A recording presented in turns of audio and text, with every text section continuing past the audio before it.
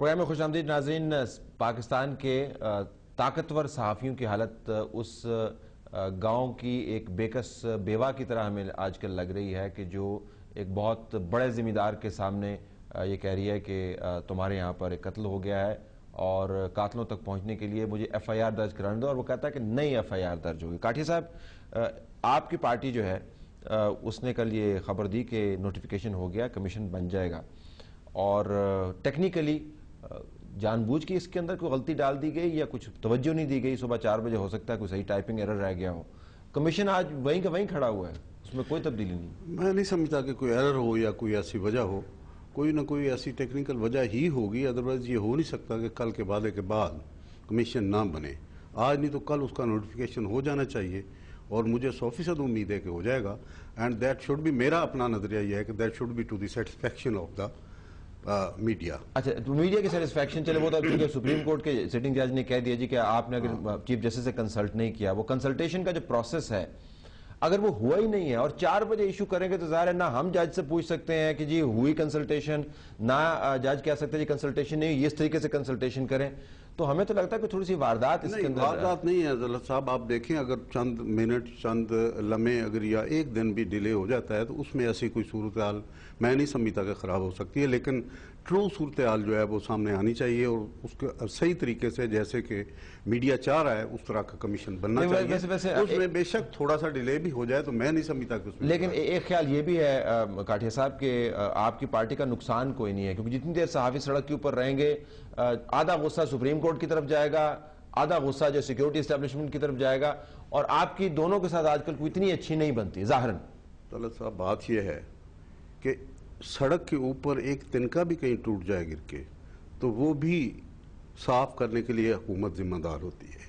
आप ये ना कहें कि नुकसान नहीं है। मैं कहता हूं कि ये सबसे ज्यादा नुकसान इस हुकूमत का है कि वो इसको टैकल ना कर सके।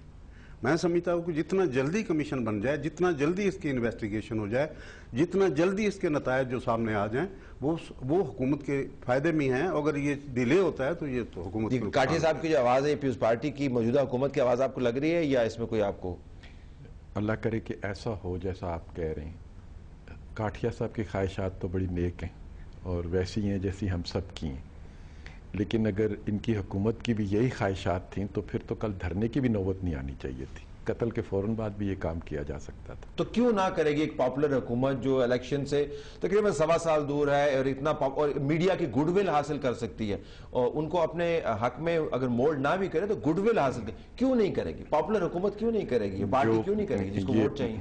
कहते हैं कि जो खोजी से डरता वो है, खुरा जिसके घर की तरफ जा रहा होता है। इनके घर की तरफ जा रहा है खुरा?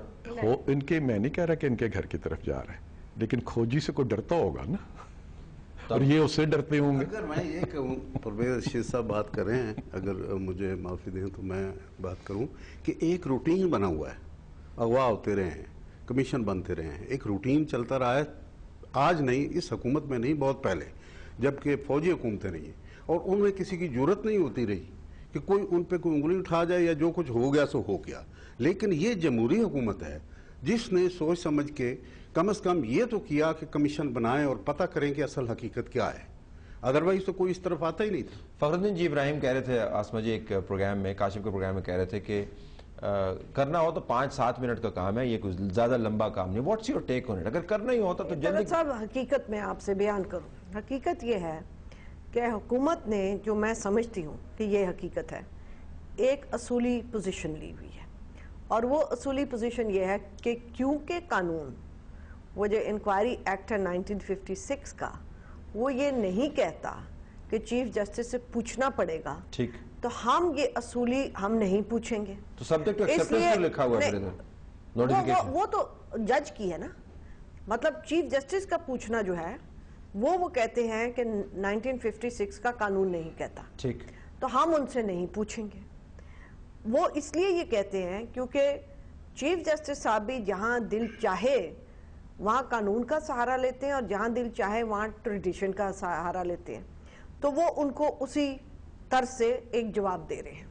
वो कह देते ना कि भाई ये कानून में लिखा हुआ 62 आर्टिकल मसलन के कि आप पायर्स हों और ये हों, तो आप नहीं पसंद आए तो वो आपको धर लेते हैं। ठीक, और सुप्रीम कोर्ट ने राइटली ये असूल तय कर लिया कि अगर चीफ जस्टिस से नहीं पूछा जाएगा सारे जजों ने, तो हम कमीशन में नहीं जाएंगे। जैसे हुकूमत रिवायत कायम करना नहीं चाहती, सुप्रीम कोर्ट रिवायत तोड़ना नहीं चाहती। वो रवायत अपने लिए नहीं तोड़ना चाहती, मगर जहां पे हुकूमत का काम है, देखिए मैं क्योंकि नॉन पार्टिजन इंसान, जहां हुकूमत के ऊपर उसने कोई दबाव डालना होता है, जो कि सुप्रीम कोर्ट करती रही है, तब वो, लेकिन इस केस में तो ऐसा नहीं हो रहा ना। इस केस में तो हुकूमत गलती पे है, मगर हुकूमत ने वही हथकंडे और वही आर्ग्यूमेंट्स ली हैं जो कि सुप्रीम कोर्ट उनको देती रही है। बैक एंड के ऊपर ये लड़ाई चल रही है इदारों की, बिल्कुल बिल्कुल, और बीच में फंसे हुए हैं सहाफी, उन तमाम अवाम की तरह। सर सब लोग, पाकिस्तान के सारे लोगों की तरह। दूसरी मुतल्लिक़ साहब, मैं आपसे ये बात कहूँ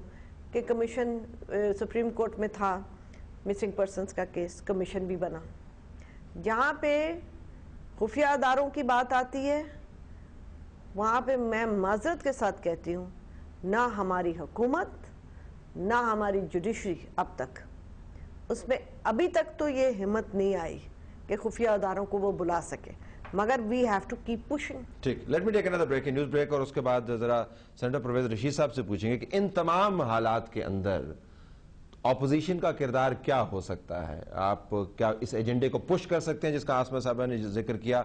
क्या हुकूमत वक्त के साथ कोई मामला तय हो सकते हैं?